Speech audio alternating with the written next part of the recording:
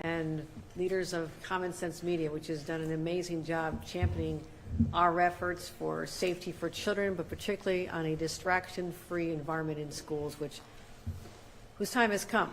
And I want to thank all of the leaders there. They're out here lobbying all day.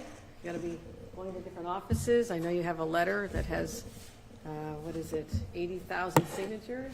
It's not a small thing to do, so they'll be making sure everyone has a letter from Common Sense Media to talk about why they're focusing so much on this.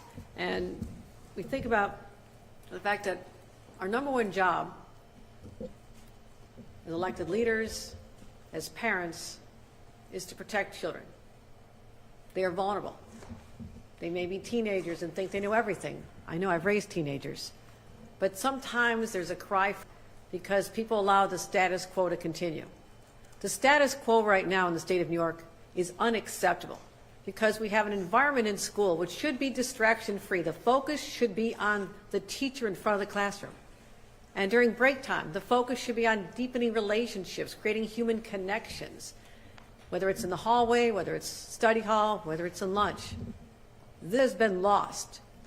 Childhoods have been stolen by a cell phone that has become all-encompassing.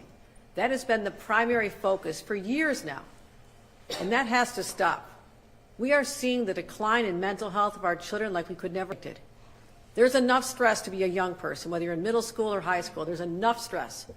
But to have to worry about whether you're being mocked out on social media, there's a gathering that people are excluding you and people are mocking out your clothes. These are real stories I've heard from students.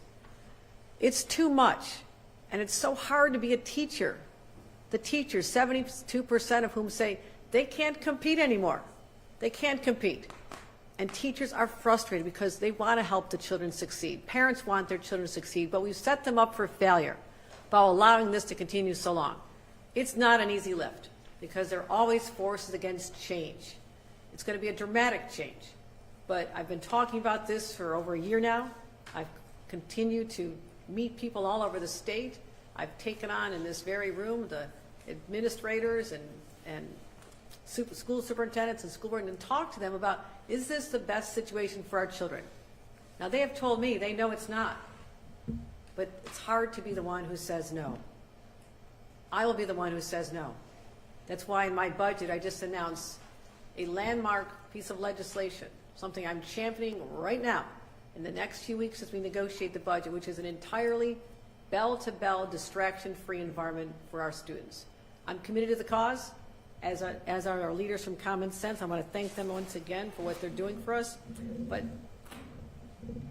how can we continue something going on in our state that we know is harmful to the mental health of our kids? Let's liberate our children. Let's get this done. Thank you very much. And with that, I'm going to bring up Allison Moore to deliver some remarks for us. Allison.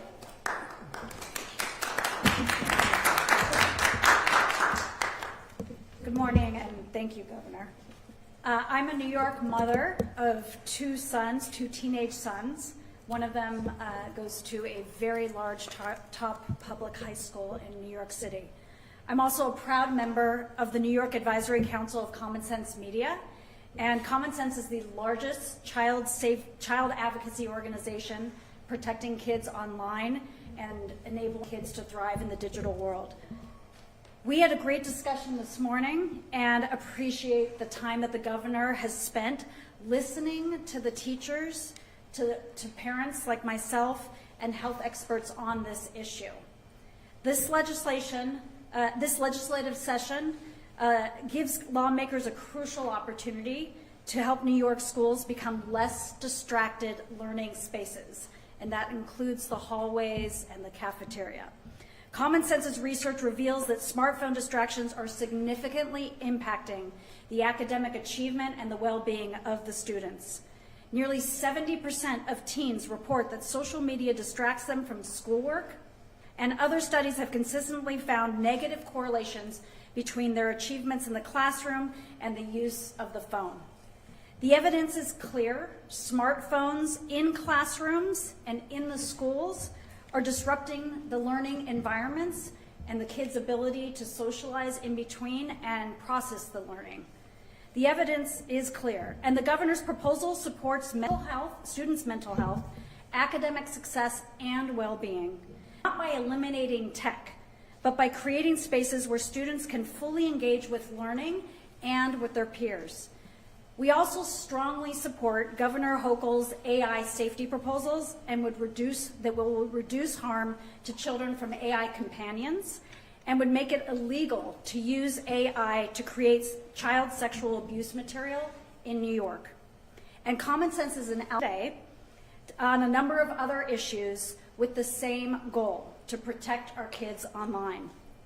My husband and I have struggled to manage screen time for our sons, even though we both have tech backgrounds. Our kids and their peers are constantly lured by the algorithms embedded in the social media and the video game sharing platforms. They cannot stop. Their brains have not developed yet, making it difficult for them to complete their homework, to get enough sleep, and maintain their health, and to finish their work and learn within the classroom because their focus is somewhere else. Children's and teens' brains are still developing, particularly in areas related to self-control, impulse regulation, and decision-making, so it makes it hard for them to stop watching. Their brains do not fully mature until the mid to late 20s, which makes it even harder for students to resist the instant gratification of the technology in the school. Research shows that teens who spend more than 3 hours a day on social media double their risk for depression and anxiety, and multiple studies demonstrate that the explosion of social media use has contributed to a rise in anxiety, depression, rates of self-harm, and suicide among children and teens. Families will always play a critical role in managing our children's digital lives. We recognize this, but we cannot do this alone. It's too difficult and we can't manage it at the schools. Just ask any parent. We need the state of New York on our side. We urge the New York State Legislature to pass these proposals this session. Each day we wait to intervene puts millions of children and teens and their educational future and well-being at risk. Thank you. Thank you, Allison. At this point, Muna Heaven, who is an attorney and a member of Common Sense Media, she has very important remarks to share as well. Thank you, Governor. Good morning. My name is Muna Heaven. I'm a child welfare attorney, mama ambassador, and my most important job, I'm a single mother of a 16-year-old.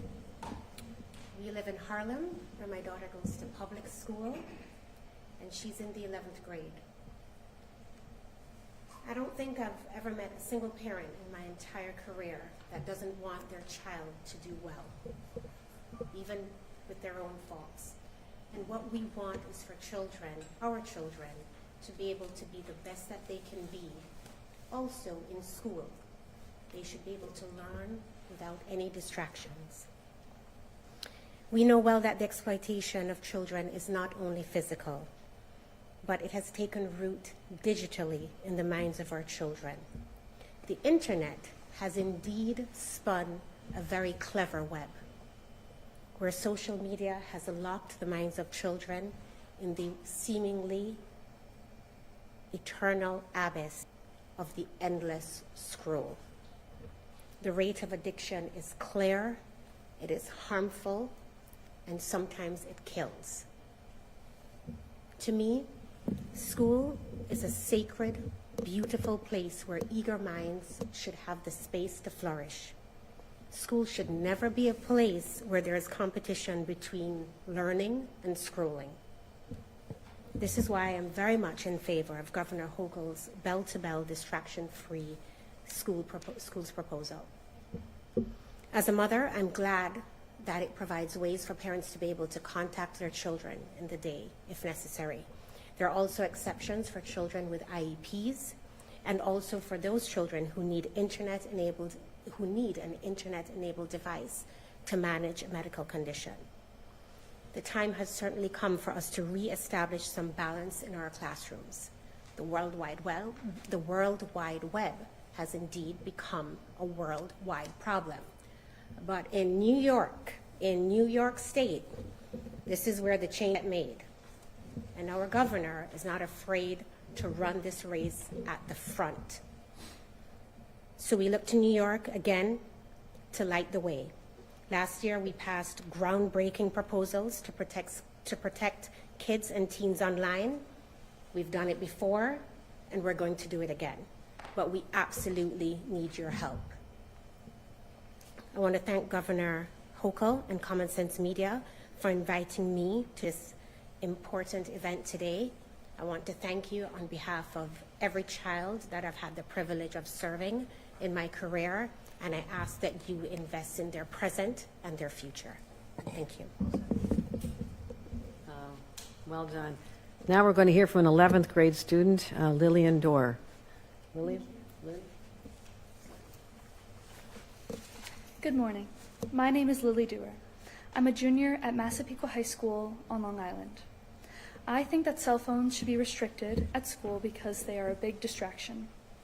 Everyone at school is always checking their phones, even when they should be focusing on their work or even having a face-to-face conversation with their friend. I often feel the need to pick up my phone and look at it, maybe to check a text or to look at the latest updates on my social media. During free periods like lunch and study hall, everyone is always checking their phones, and I think we do it purely out of habit. I think that if we couldn't look at our phones during the school day, my friends and I would feel much more relaxed and less anxious and distracted. I'd love to experience an entire school day that's free of phones and free of social media. With social media use, I used to feel very insecure about what people posted about me and my friends' posts that did not include me.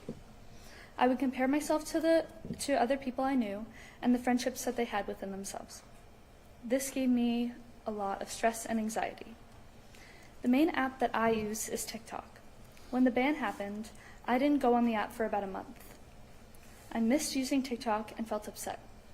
But soon after, I started to feel happier because I wasn't coping with anxious feelings through an app. I began to journal and be mindful about how I feel using my phone less. I hesitated from re-downloading the app because I didn't know if it would give me anxiety again. Ultimately, I decided to re-download it, and I now use it significantly less than I used to. I remind myself what is important to me and what makes me happy. I also remind myself that social media posts are a snapshot of some per day and never the whole story. This year, I'm taking a lot of tough classes, and I have a part-time job. I am also going to play and take dance lessons. Getting sleep, for me, is hard. I often look at these apps when I'm supposed to be winding down. Instead of these apps relaxing me, they ramp me up and make it very difficult for me to fall asleep. So, as a result, a lot of days I feel tired. I hope Governor Hochul and New York lawmakers will help kids like me have a healthier relationship with our phones. I want to experience all the things that high school has to offer, the good and the bad, but I want to experience this as much as I can in real life and not through an app. Thank you, Governor Hochul, for what you're doing for New York kids like me. Thank you. All right, so while we have our advocates from Common Sense Media, we'll take a couple on-topic questions about schools and cell phones. Yeah, go ahead. Hi.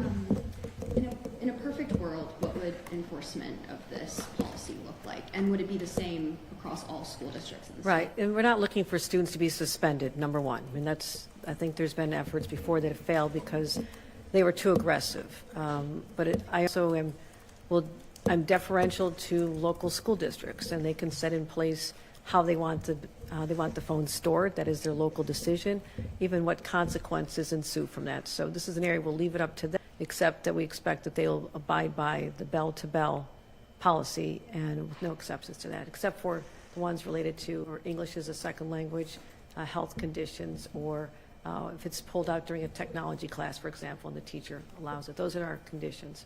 Would you worry that they might not, certain school districts or certain students might not comply if they don't feel the consequences are heavy enough? You're talking about what consequences they get from the state? Or each school district, but as mandated Yeah. by the state? There'll be regulations related to how this is implemented, and that question will be addressed in the regulations, so everyone will have full awareness of what the consequences are. Anything else on phones in schools? Governor, I hope this will bring up reading and math scores as those have consistently declined over the past couple couple of years. The evidence is clear that there has been a decline. Cell phones have been prevalent in schools for about a decade now, particularly more so in the last 5 or 6 years. And really, the pandemic drove a lot of young people that was their only connection with the world when they were learning from home. So I do hope and anticipate, and I'm not going to be held to a number that it's going up to a certain percentage increase, but common sense, which I run my life by common sense, says that when the students are spending more time listening to the teacher and focus on what is being supposed to be absorbed by them instead of staring at something that is a complete distraction, I have no doubt that this will result in better academic outcomes, which are really important to us, not just for the students, but also their future success in the workplace and beyond. John? Governor, have you had a chance to look at the legislature's one-house budgets on this? It appears the Assembly omitted it entirely, and the Senate may have added a caveat that could allow schools to allow for phones during non-instructional periods. That obviously wouldn't be bell to bell. Is that open to negotiation? Well, we'll certainly begin negotiations on the entire budget, and I've not had time to digest every part of what the one houses show, but I'm committed to fighting for bell to bell. This is what the experts say, this is what the parents want, this is what the teachers want. I mean, our teachers are saying, you heard this from Molly, if a student has it banned during a class, then they have it during recess, and then they come back, the next teacher has to be the enforcer. And then the next teacher after gym class has to be the enforcer. It'll be wildly distracting, even more so for the teachers. Do you want to comment on that, Molly? Molly's Sure, the I teacher. think another really Right up here. important part. Thank you. I think another really important part here is about the equity. By making it bell to bell, as Governor Hochul says, equity comes into play because now we are not talking specifically to one student or another teacher or some teachers having one idea and other teachers having another idea.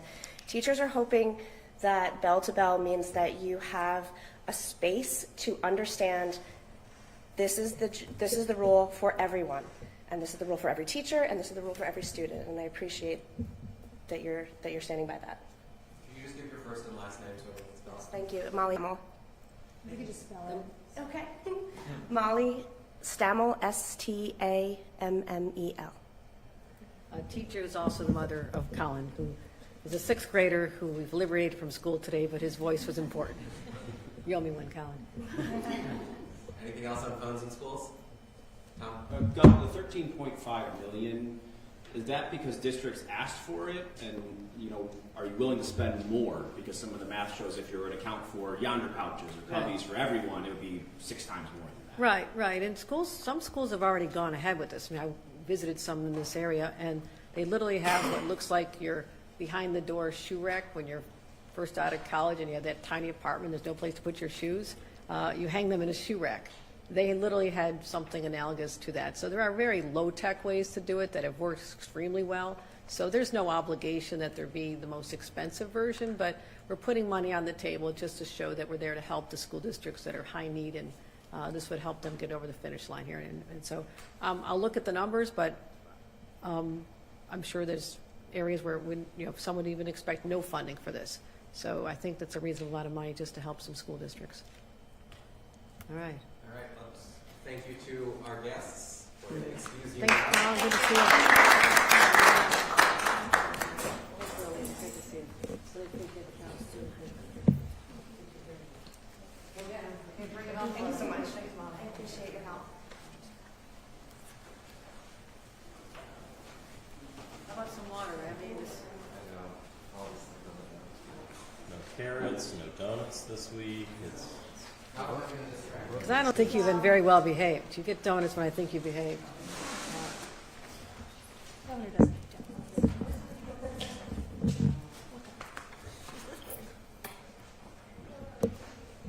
Oh, the straw. Maybe New York City. New York City has different rules. Wow, so many rules in that city Yeah, a few. and the state. What's your point for? There's no state like New York, so don't make me stand here and defend why so much. Why New York? My New York is 1,000 times better than other states, but I digress. So do you. All right. Cell phones. Anything else on cell phones? I think we covered that very well. Avi? You want to start, Zach? sure. Governor, the Senate is pushing this idea that the rebate check should be for 3 years and go to seniors. I was wondering what your response was to that. I'm going to set the ground rules for the next month or how many weeks this takes for all of you right now. I will not be negotiating outside the room where I meet the leaders and they bring feedback from their members. This is going to begin in earnest in a few days. Our teams are already speaking, so I'll just leave it at that. So, but you're open to this potential change or negotiating something like that? Which change? You're open to their idea that the rebate check should be for 3 years, go to seniors? I have proposed a 1 year because I cannot guarantee that the money will be there. I'm not in the habit of spending money we don't have. This is one time, I've said this dozens of times, this is a one-time sort of windfall because New Yorkers had to pay so much because of the inflationary pressures on every product they buy.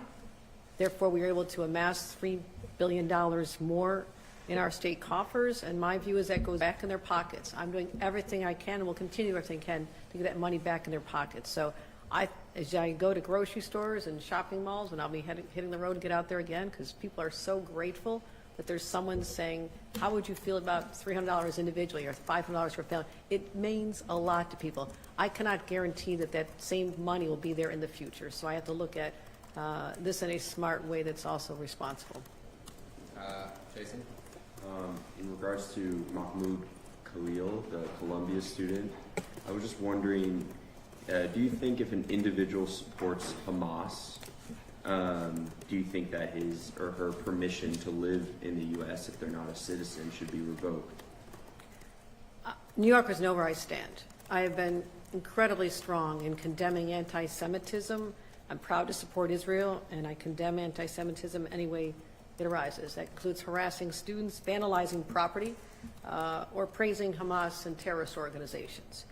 But I also think that our federal immigration focus needs to be on dangerous criminals, and in this particular case, the facts are not clear. The facts are just not well known in terms of what ICE may know about this individual that I don't know, what other facts are out there. So right now it's in a court. I mean, this is the right place, and a judge should decide the appropriate path. Did he break the law? Not break the law? Or is this political punishment? I don't know that answer right now because I just do not have all the facts. But here in New York, unlike the president, we actually respect rule of law, so I'm waiting to see what the judge says about this. Do you want to see the federal government impose sanctions or consequences on institutions like Columbia or individuals who allow Hamas supporting to happen? Like, do you support the $400 million being taken away from Columbia, or would you like to see other consequences? I'm focused on what's happening at SUNY schools right now, and I was very clear last summer when I convened 100 actually private and public university presidents around the state. I said, if you violate state or federal civil rights laws, Title VI, that allow for a discriminatory environment on your campus, you're in violation and there are consequences. I warned them that last summer. They have an obligation to protect their students from harassment, protect the property from vandalism.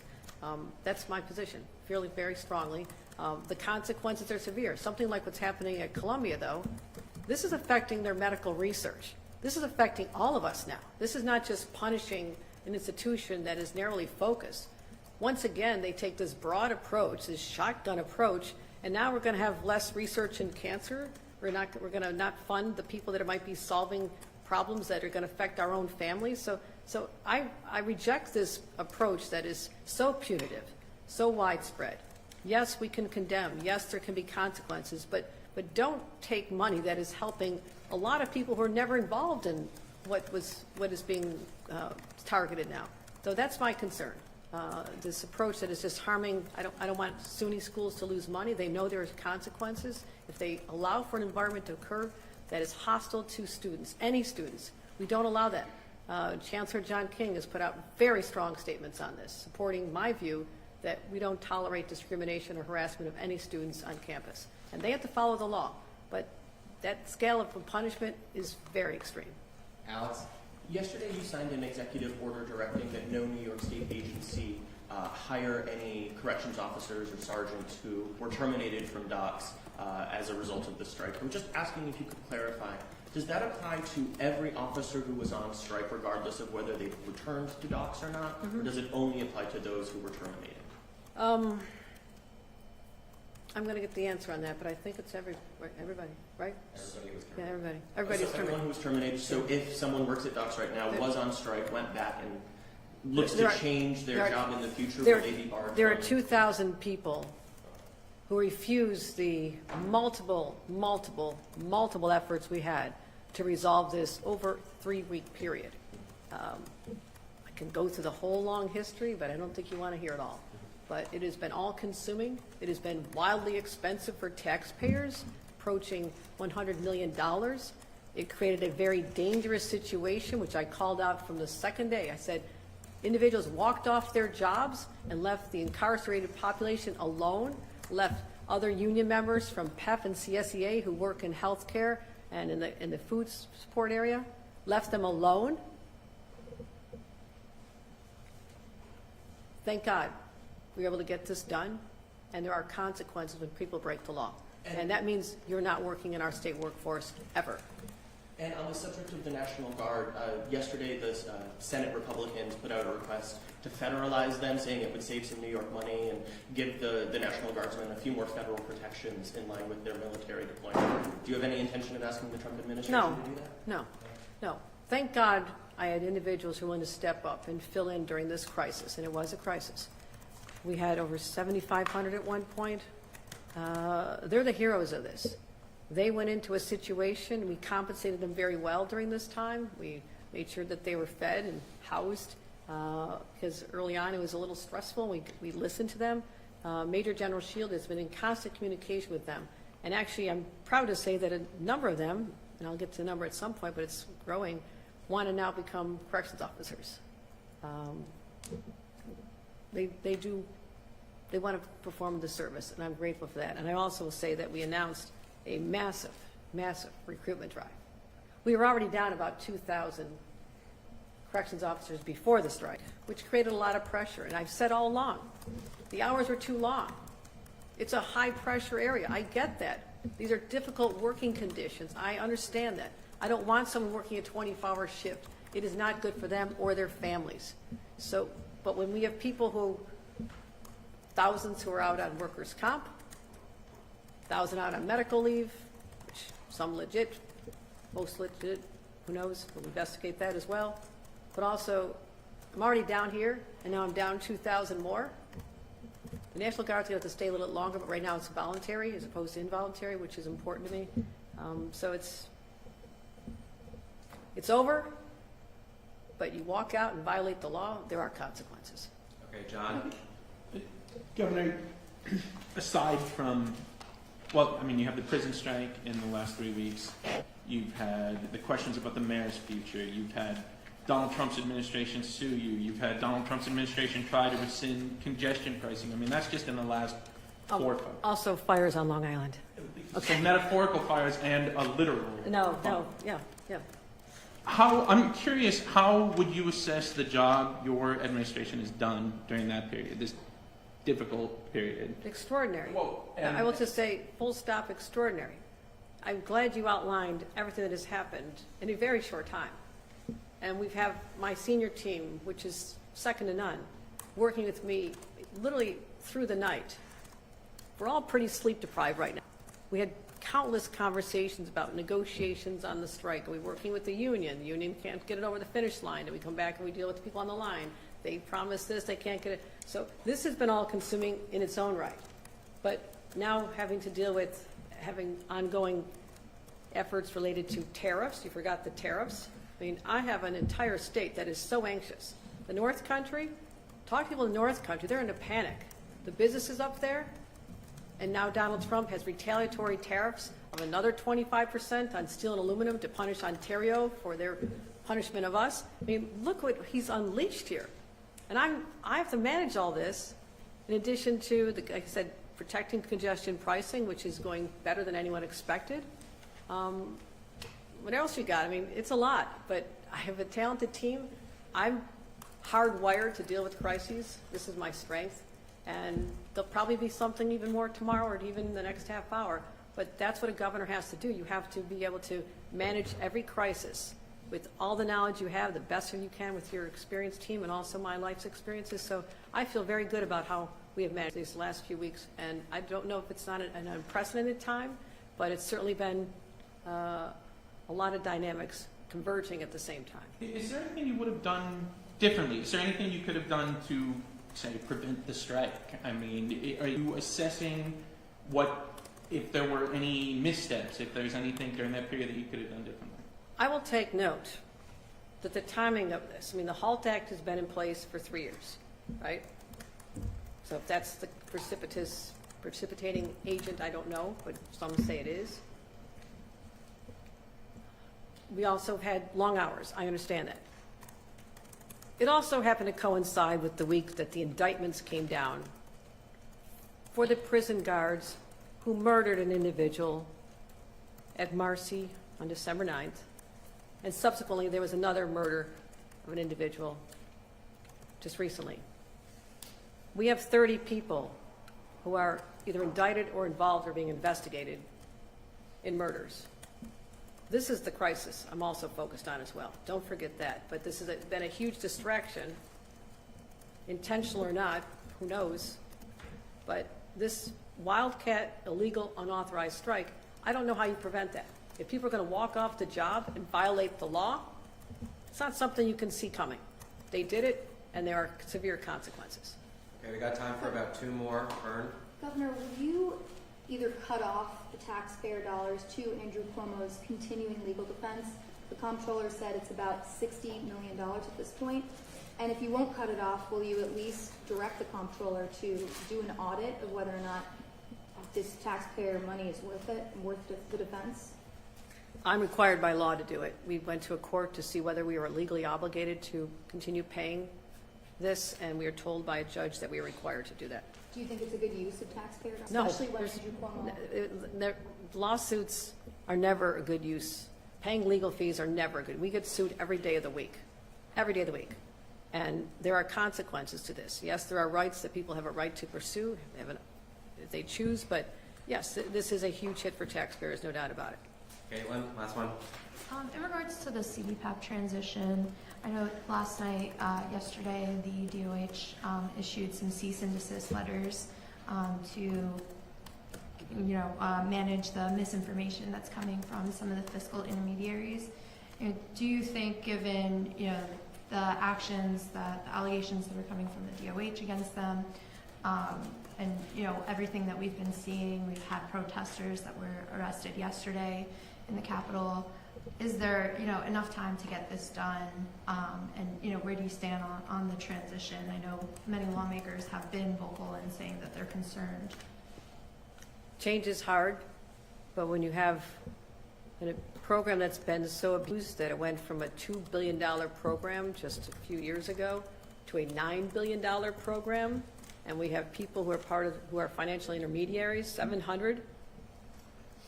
I digress and will say California, double the population, has one managing this, that this has been a growth industry for people, some very legitimate, but we also have people are paying themselves $2 million. We have abuses where people are billing the state, and I don't know if they're there or on a beach in Florida. So I can no longer continue, even though it's hard to change. And again, you can tell the resistance. There's been millions of dollars of negative ads spent against me to get me to change my mind. People should know by now, save your money. And it's been a difficult effort because there's been so many lies. The people have been lied to, not disinformation, flat out lies. They can keep the person they want to take care of them. They're not going into a nursing home. And so there's a financial motivation which is overarching here that everyone should be castigating and pointing out. And it's not good for the people. $9 billion program should be a lot less money for taxpayers, but that means you're skimming money off a program that should be helping our most high-need people, our seniors and people with disabilities. Those are the ones I care about. Those I want to make sure are not being taken advantage of. So we have to have a cease and desist order because here's the problem. We have about 100,000 people out of 200,000 that have already shifted over. They'll be fine. We have a deadline of April 1st. You know why it's getting close and we're not where we want to be at this very moment? Because the financial intermediaries are withholding information. They will not give us the names of the people so we can reach out to them and tell them what they have to do next. That's what they have to stop doing, not just the lying. Yes, stop the lying, but turn over the documents that are required for us to make this transition. We would have been done by now. We would have been done, or at least very close to being done. So that's the problem we're facing, and we'll continue fighting for it. I mean, I'm going to continue this transition. Ultimately, people realize that all this scare and hysteria was fabricated by people who have a financial motivation. They're well-financed. They've got lobbyists. They're spending millions of dollars. And people should look at who's actually financing that as well. If you all want to do some investigative reporting, dig deeper there. There's a big story there. There's a big story there. I'm fighting for these people. Governor, the Thanks, prison everybody. deaths, is that why you proposed the closures in your 30-day budget? Pardon me? The prison deaths, is that why you proposed? No, to no, close the no. prisons It's in not your- related to that. It is related to the fact that I'm down 4,000 guards. I'm recruiting. I'm going to have an aggressive campaign. I'm going to be recruiting in non-traditional places to recruit for prison guards. I assure you, you're going to see a very expansive campaign to get more people to go into these tough jobs. We're going to continue focusing on the environment there, improving the conditions as best we can, but I need to consolidate now so I can manage the population with the fewer people that I have that are doing it. I'm down 4,000 people. Does workers' Will you comp hold up the budget over